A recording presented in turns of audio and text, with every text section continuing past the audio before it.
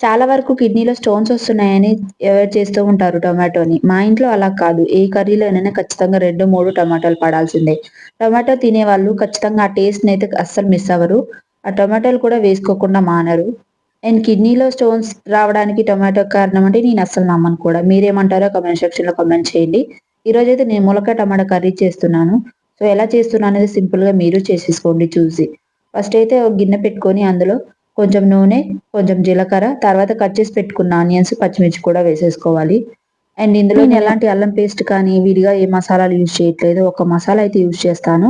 So, అది కూడా మీరేందని చూసి వేసేసుకోండి. తర్వాత నీట్‌గా కట్ చేసి పెట్టుకున్న, వాష్ చేసుకున్న ములక్కాయలైతే వేసేసుకోవాలి.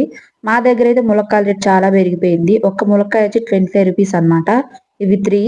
సో, కూరగాయల కంటే ఎక్కువైపోయింది అనుకుంటా ములక్కాయ కూడా. చాలా ఏరియాలలో ఇలానే ఉంది రేటు. మీ దగ్గర ఎలా ఉందో కూడా కామెంట్ చేయండి. తర్వాత ఉప్పు, పసుపు కూడా వేసేసుకొని ఒక 2 నిమిషాలు అలా కలిపేసుకొని మూత పెట్టేసుకోవాలనమాట. సో, చూసారు కదా గోల్డెన్ బ్రౌన్ వచ్చేంత వరకు ఇలా మగ్గించేసుకున్న తర్వాత సన్నగా కట్ చేసి పెట్టుకున్న టొమాటోలు కూడా వేసేసుకోవాలి. తర్వాత ఇలా మగ్గిపోయిన తర్వాత కొంచెం కారం, మీకు సరిపడినంత కారం అయితే వేసేసుకోవాలి. అండ్ తర్వాత అలా కలుపుకొని కొద్దిగా వాటర్ పోసుకొని కలిపేసుకోవాలనమాట. చాలా సింపుల్‌గా అంటే సింపుల్‌గా చేసేసుకోవచ్చు. టేస్ట్ బావుంటుంది. అండ్ ములక్కాయలు కూడా ఆ టొమాటో ఫ్లేవర్ అనేది గుజ్జుగా కూడా బావుంటుంది. తర్వాత కొంచెం కొంచెంగా వాటర్ అనేది పోసేసుకొని వేసేసుకోవాలి.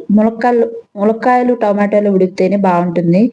సో, ఎలాగ ఫ్రై కాకుండా ఇలా టొమాటో వేస్ట్ చేసుకోండి. చాలా టేస్ట్ ఉంటుంది. తినే కొద్దీ తినాలనిపిస్తుంది. తర్వాత ఒక మసాలా ఇంగ్రీడియెంట్ చెప్పాను కదా! నేనైతే చికెన్ మసాలా యూజ్ చేస్తాను ఎక్కువగా. సో, ఇది మామూలుగా మనం ఏ కర్రీలోకైనా యూజ్ చేసుకోవచ్చు. నాన్ వెజ్జే కాకుండా వెజ్ కూడా. తర్వాత అంతే సింపుల్‌గా ఎలాంటి కొత్తిమీర, పుదీనా కూడా యూజ్ చేయను. అలానే బావుంటుంది. సో, మీరు సింపుల్‌గా చేసేసుకోవచ్చు. సో, ఈ వీడియో చూస్తున్న వాళ్ళంతా సబ్స్క్రైబ్ చేసుకోండి. ఇంతవరకు వీడియో చూసారంటే ఖచ్చితంగా మీకు ఈ కర్రీ నచ్చే ఉంటుంది. సో, ఒక్కసారి ట్రై చేసి నాకు కామెంట్ సెక్షన్‌లో కామెంట్ చేయండి రెసిపీ ఎలా వచ్చిందని. Bye bye.